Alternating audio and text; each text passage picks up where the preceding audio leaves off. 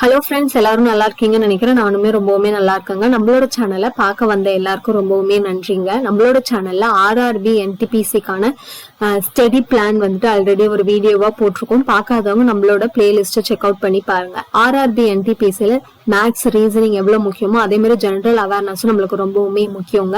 So general அவேர்னஸ்க்கான பிவிக்யூல டே 2 தாங்க பார்க்க போறோம். நான் டே 1 வந்து இங்கிலீஷ் லாங்குவேஜ்ல கொடுத்துருப்பேன்.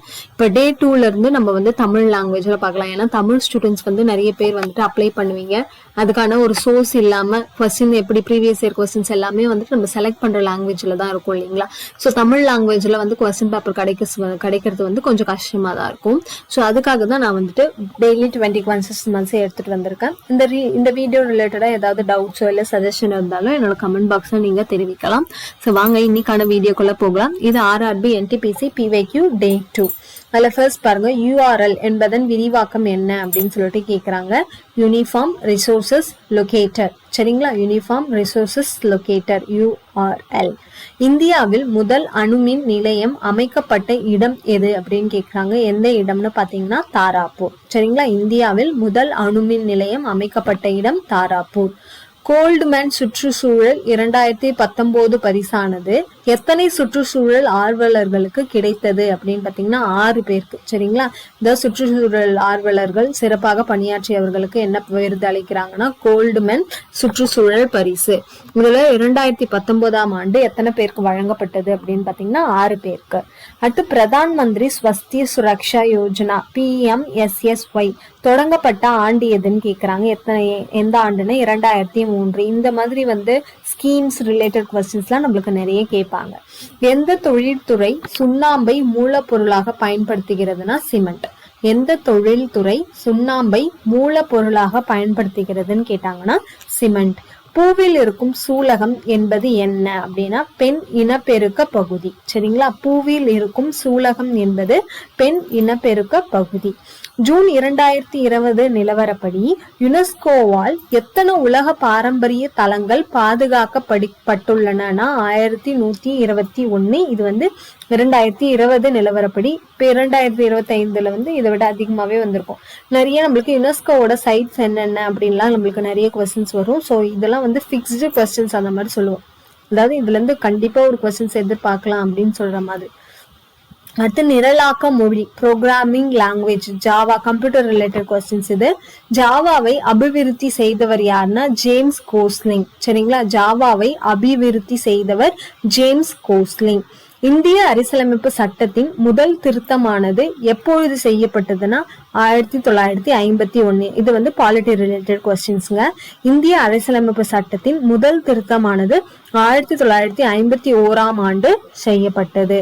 இயற்பியலின் எந்த பிரிவு நிலையான பாய்மங்களின் பண்புகளை கையாளுகிறது அப்படின்னு சொல்லிட்டு கேக்குறாங்க.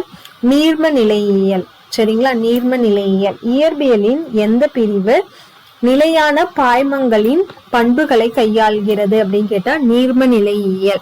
ராஜா ரவிவர்மா பிரபலமான ஒரு ஓவியர். சரிங்களா, ராஜா ரவிவர்மா பிரபலமான ஒரு ஓவியர். அடுத்து தமஸ் என்ற புகழ்பெற்ற இந்தி நாவலை எழுதியவர் யாருன்னா பீஷம் ஷஹானி. தமஸ் என்ற புகழ்பெற்ற இந்தி நாவலை எழுதியவர் பீஷம் ஷஹானி. காந்தி சாகர் அணை எந்த மாநிலத்தில் கட்டப்பட்டுள்ளதுன்னா மத்திய பிரதேசம். காந்தி சாகர் அணை எந்த மாநிலத்தில் கட்டப்பட்டுள்ளதுன்னா மத்திய பிரதேசம். இந்த மாதிரி சரணாலயங்கள் கேட்பாங்க, அணை கேட்பாங்க, அதே மாதிரி ஏர்போர்ட் விமான நிலையங்கள், இது அந்த ஊர்ல இருக்க விமான நிலையத்துக்கு யாருடைய பெயர் வைக்கப்பட்டுள்ளது. சோ இந்த மாதிரி கொஸ்டின்ஸ் எல்லாம் நீங்க எதிர்பார்க்கலாம். ஐநா UN கவுன்சிலில் எத்தனை நிரந்தரமற்ற உறுப்பினர்கள் இருக்கிறார்கள்னா 10. RTI அப்படின்னு சொல்லுவோம். RTIனா ரைட் டு இன்ஃபர்மேஷன் ஆக்ட். ஏற்கனவே ஆர்ஆர்பி என்டிபிசி டே 1 வீடியோலயும் RTI பத்தி ஒரு கொஸ்டின் இருந்தது. அதாவது RTIல நீங்க ஒரு இன்ஃபர்மேஷன் கேக்குறீங்கன்னா எத்தனை நாளுக்குள்ள அது ரிப்ளை வரணும், 30 days அப்படின்னு சொல்லிட்டு வந்திருக்கும். சோ அந்த RTI சட்டமானது எப்போது நடைமுறைக்கு வந்தது அப்படின்னு பாத்தீங்கன்னா அக்டோபர் 2005. சரிங்களா, அக்டோபர் 2005.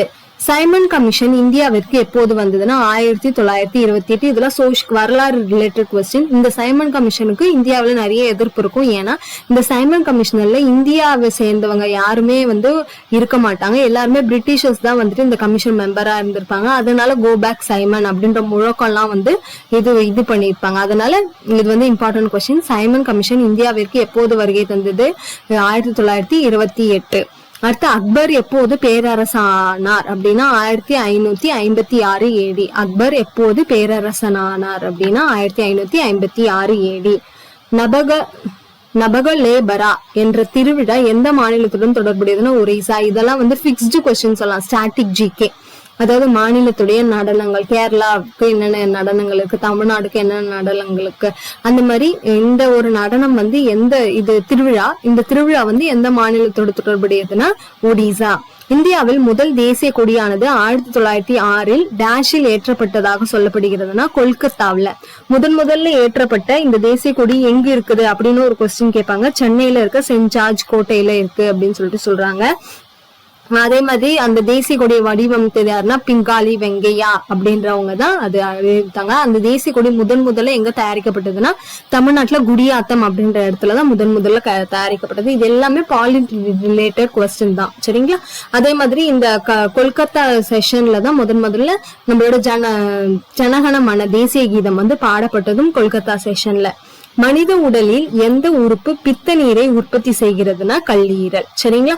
சோ இதுல வந்து ஒரு 20 ப்ரீவியஸ் இயர் கொஸ்டின்ஸ் நம்ம பார்த்திருக்கோம். இது ரிலேட்டடா ஏதாவது டவுட்ஸ் இருந்தா என்னோட கமெண்ட் செக்ஷன்ல கேளுங்க. மேலும் எந்த மாதிரி வீடியோஸ் நீங்க எதிர்பார்க்கறீங்க அப்படின்னு கேட்டீங்கன்னா நான் அதுக்கு அந்த மாதிரியான வீடியோஸ் வந்து தொடர்ந்து உங்களுக்காக போஸ்ட் பண்ணுவேன். ஏன்னா RRB NTPC நம்மளுக்கு எக்ஸாம் டேட் இன்னும் நம்மளுக்கு சொல்லல.